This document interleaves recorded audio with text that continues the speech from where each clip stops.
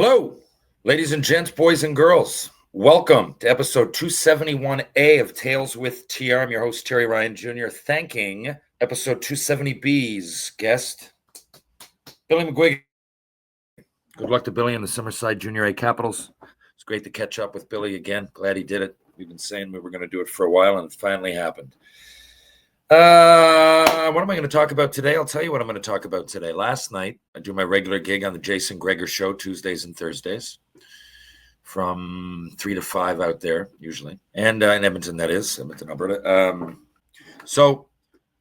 And we often, there's a segment called Ryan's Rant. And, over the years, if I don't have anything, because Ryan's Rant, usually like a chapter or one of my books, like I'd like to have a point, maybe a punchline at the end. It could be a story, usually an observation. I don't know.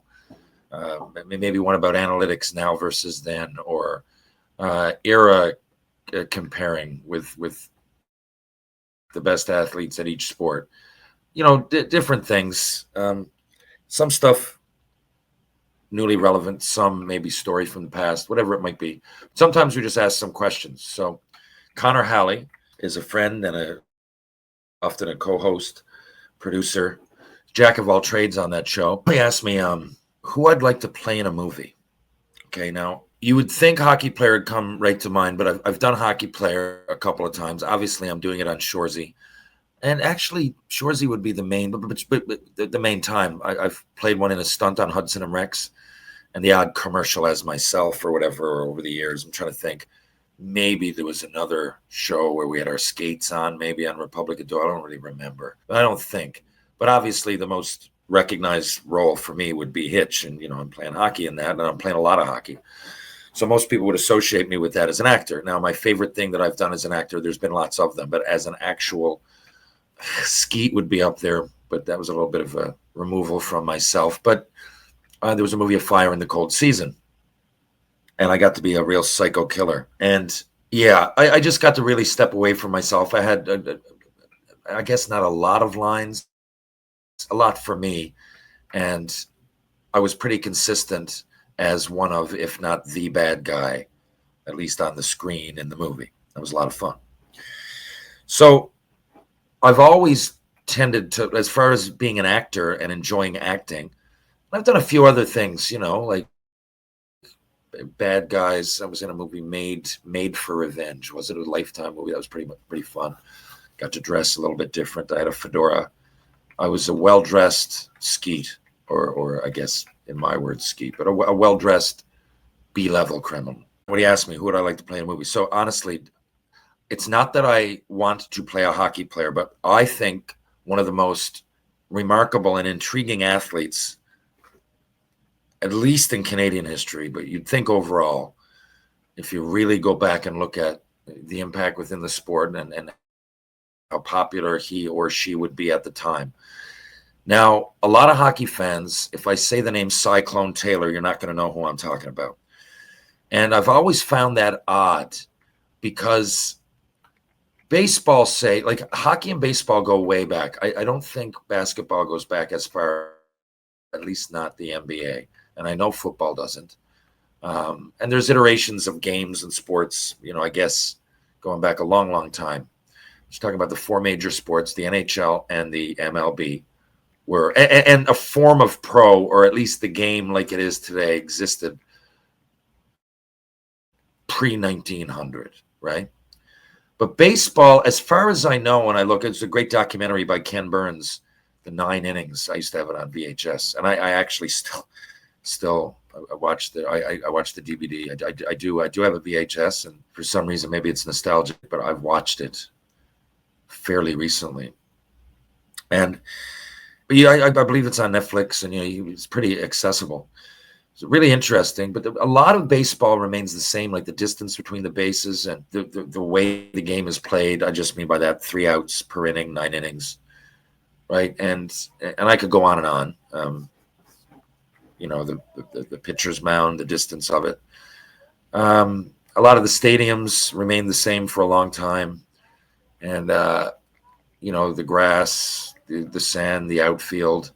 Now, it's one of the rare things in baseball I find is or the different things that you can, each field can be a different dimension, which could favor or not favor your best hitters or your worst hitters. Baseball, 9 innings, 3 outs an inning. For the most part, there's a pitcher, first base, second base, short, third, catcher, 3 outfielders for the most part throughout history.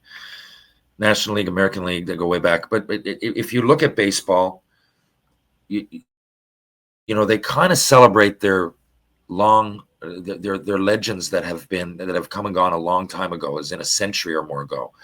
Like Babe Ruth came in before 1920. Shoeless Joe Jackson was in that era, and Ty Cobb. There's 3 that I think are pretty much household names that came, again, pre-1920. When cars were just being invented. Then you go into the 30s, 40s, 50s, 60s, guys like, I don't know, Mickey Mantle, for like Lou Gehrig, Harmon Killebrew. We go on and on. With hockey, I find there's a little bit of a void before it kind of goes into a void. Maybe pre-Rocket Richard, there are players that you will have heard of, a lot of them because they got their name on trophies. But there's a little bit of a disconnect with Cyclone Taylor's era. Now, Cyclone Taylor, I think, would be widely regarded as the best, but it was a different sport when Cyclone Taylor played. So anyway, I find him really intriguing.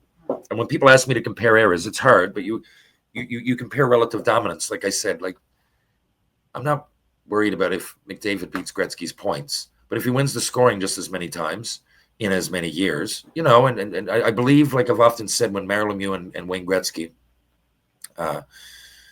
when they were winning scoring titles, I think they went 16 years in a row. It was either one or the other. Like, you knew 1 week into the season they were going to win it, right? So, and McDavid either wins it or near the top. I don't think he's quite that dominant, but there's a conversation to be made, and he's only halfway through. You don't know. Career's only, there's definitely a comparison there to, and it's a great debate. People get upset at these debate, or it's another sport. I don't know, LeBron versus Michael Jordan. Me personally, I find it hard to compare greatness. I love the conversation. I really find it hard to compare greatness. You're splitting hairs. You're talking about the best people to ever do what they're doing at their sport.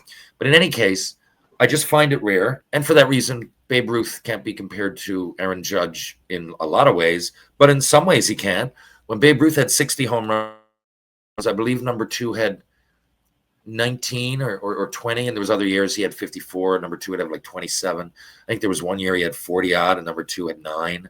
Like, so he was way out in front, right? In relative dominance, like I said, and not to mention he was the best pitcher around if he wanted to be. So Babe Ruth, that is. When you get into Cyclone Taylor, this guy's a Canadian icon, and this is who, playing one on TV or in a movie, that's one thing. I probably don't think that'll happen. I'm not saying that. But when he asked me the question, and the reason is because I just think this should be brought to life, whether it's another documentary, because there hasn't been many. I'd say another, I saw a blurb on YouTube. There wasn't much. There is a book written in the 70s. Here, you know what? I really should look this up if I'm going to mention it, because Cyclone Taylor is a legend. From Listowel, by the way. I didn't realize that. I talked to Jared. When I found out he's from Listowel, which was only yesterday, because there's the first time I actually looked at his Wikipedia. I knew a lot of things about him. Here we go. Whitehead, 1977. I haven't read it. I will. There also, I wish there were more, biographies, more documentaries, more information out there about him. Now, the thing about Cyclone Taylor as well, it was a different era. They would call it, there would be 6-man hockey and then 7-man hockey. In some leagues, there was the Pacific Coast League and the National Hockey Association, right? I had to write this down. Another league that he played in, and that was out there, the Federal Amateur Hockey League, the International Hockey League, not the one we know now, or we did know, but there was one from 1904 to 1907. And there were all these leagues popping up, and you could only pay a certain amount, the differential between amateur and pro, and most were amateur-ish, but they were kind of pro, and it's a very different dynamic. But there was a rover, so for a large part of the time that Cyclone Taylor played, you could only pass the puck backwards. Okay, so and certain parts of the ice, this would ebb and flow, it would change, and a rover could go pretty much wherever he wanted. or she wanted. There was girls hockey. Believe it, but look back, I was surprised that girls hockey went back so far. It goes right back to the beginnings of male hockey. Now, of course, yes, everybody has legs. I don't get any fucking emails or anything. I'm just saying, I didn't realize. I thought that it took a long time after the NHL was established. And I mean, women suffrage. When did that? Women could only vote in the 20s, I believe. Ridiculous, but that I didn't make the rules.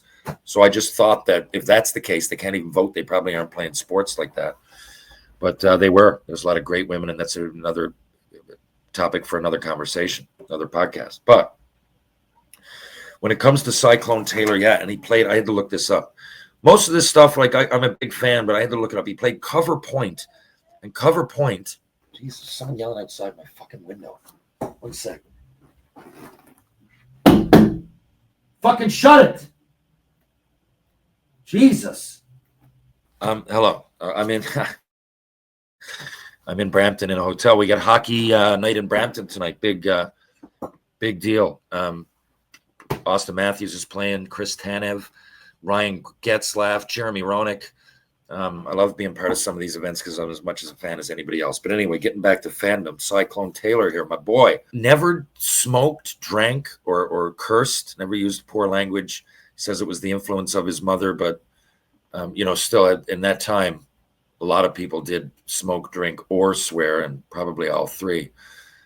His parents were nearly bankrupt is when he moved to Listowel, and he started learning to play out in the frozen ponds, right? So, I mean, this guy played all over from Portage la Prairie to Pittsburgh to Ottawa to Vancouver, Listowel, Montreal. He was like almost the first hockey star, He's the first hockey star. And, you can't fault a guy for playing when there was different rules, and if he was the best around, I mean, they all had skates and they all had a stick. It wasn't as similar a game in relative terms as baseball is back then to the MLB now, but there are similarities, and you're just a product of your time. And the people had skates, and it was called hockey, and there's a puck, and there's a team, and if you're consistently the best, and you go back and look at his story, and even if you just look at Wikipedia, but there are a few more. I mean, there's a book I just mentioned. It was a very odd path that he took. Odd because there was no obvious route like there would be now. You want to play in the best league on earth? Try to play hockey and enter the NHL entry draft, right?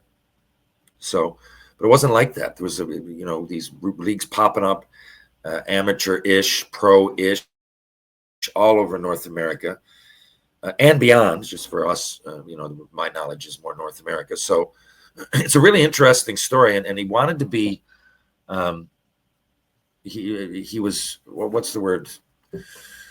He was very active in the country, and he wanted to help. He enlisted in the war, in World War, must have been one. He enlisted in the war, but he didn't go overseas. Whatever he did in Vancouver, he ended up becoming an immigrations officer. So there's a boat, a Japanese ship. It's called the Kamagata Maru, and that you might have heard of it.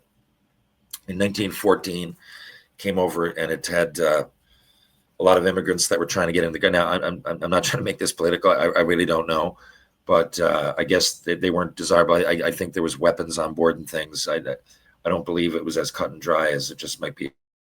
Ship, the immigration officers entered the ship. People were shot. They got denied the country. There was like 24 people got permitted entry in the country, and like 350 got sent back. And people knew it, and there was reason back then, with the country becoming more and more populated and cultured and vibrant. With each passing day, there was reasons for some immigration policies and definitely good immigration officers, right, to deal with stuff. And he became one voluntarily, and then he ended up being his job for a long time. Eventually got the Order of Britain, Order of Canada. So this guy was very, very, very, very popular, would be an understatement. But for me, one of the most intriguing examples of, or one of the most intriguing and definitely earliest examples of superstardom within the sport that I chose to play. Right now, his National Hockey League, and I believe he's only on Hockey DB in 1917. which would have been like towards the end of his career. I think he played 5 or 6 years with the Vancouver Millionaires, and finally the Vancouver went from the Millionaires. What was it? The Monroes? I'll look it up now. Vancouver Millionaires was his last year.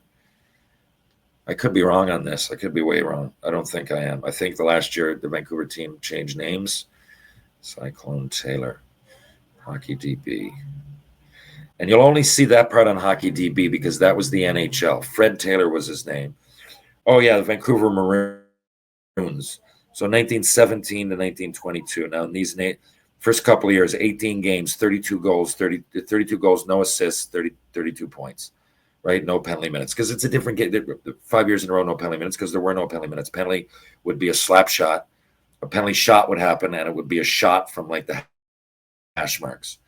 And there were no assists his first couple of years in the league, right? It was such a different game. And only so many people were going to score because the cover points weren't even allowed next to the net, right? So they could set up a goal, and there ended up being assists. But at the start, you wouldn't even get a point for a nice pass. And you couldn't make this. I'm telling you, it barely resembled the game we play. But it's not Cyclone Taylor's fault.